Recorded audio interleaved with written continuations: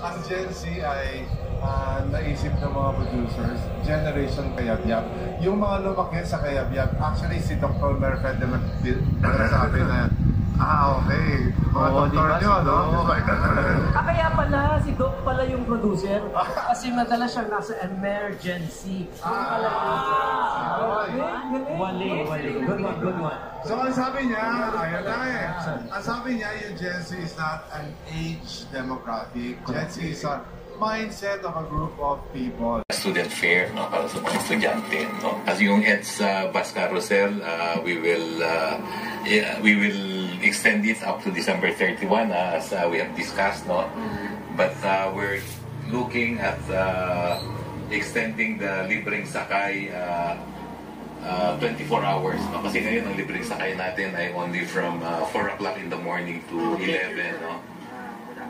As next year, wala tayong budget doon. Transportation Secretary Jaime Bautista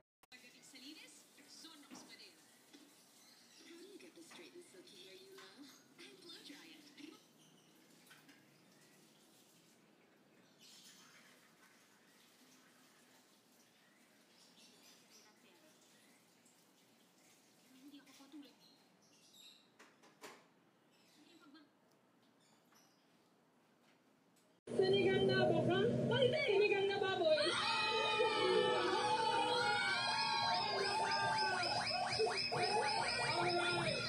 Nakuha ng ating Korea tuna! Ang sinigang na baboy in 32.55 seconds. Kakainin!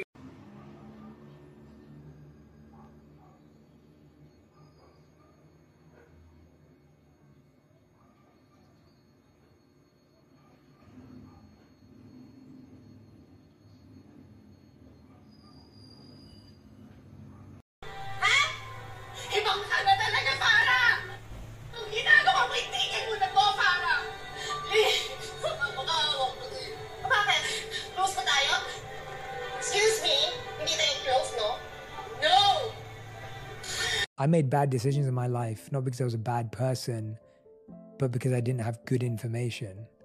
So I was like, if we gave people with bad experiences and bad parenting and bad... Nanonood si Jana ng ano eh. Ano pa kailan po kumalubi siya? Ang usapan namin, 10,000 kada linggo. Alam naman niya... Goods, guys!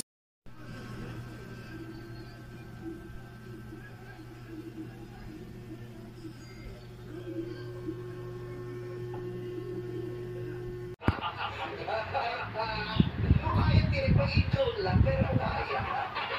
Wala ka kasi ba?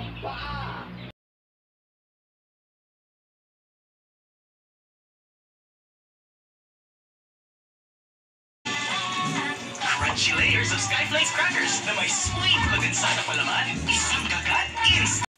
Comedy NPA no, pero ang natres sa akin. Ito yun, Chong?